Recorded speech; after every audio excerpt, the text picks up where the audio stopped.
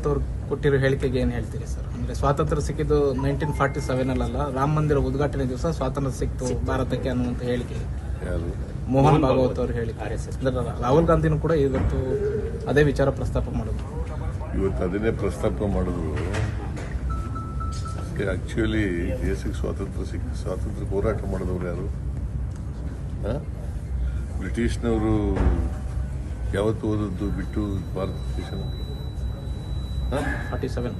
1947 ಮತ್ತೆ ಅದನ್ನ ಮೋಹನ್ ಭಾಗವತ್ ಆ ಥರ ಹೇಳಿದ್ರೆ ಏನಂತ ಹೇಳೋದು? ದೇಶಕ್ಕೆ ಸ್ವಾತಂತ್ರ್ಯ ಸಿಕ್ಕಿತ್ತು ಯಾಕಂದ್ರೆ ಅವರು ಬ್ರಿಟಿಷ್ನವ್ರ ಜೊತೆ ಶಾಮೀಲಾಗ್ಬಿಟ್ಟಿದ್ರು. ಸೊ ಹಂಗಾಗಿ ಅವರು ಆ ಥರದ ಹೇಳಿಕೆ ಕೊಡಲೇಬೇಕಲ್ಲ. ಮೋಹನ್ ಭಾಗವತ್ ಅವರು ಹೇಳಿರ್ತಕ್ಕಂಥದ್ದು ಸರಿಯಾದ ರೀತಿ, ಸರಿಯಾದ ಭಾಷೆ ಮಾತಲ್ಲ ಸರ್. ಜಾತಿ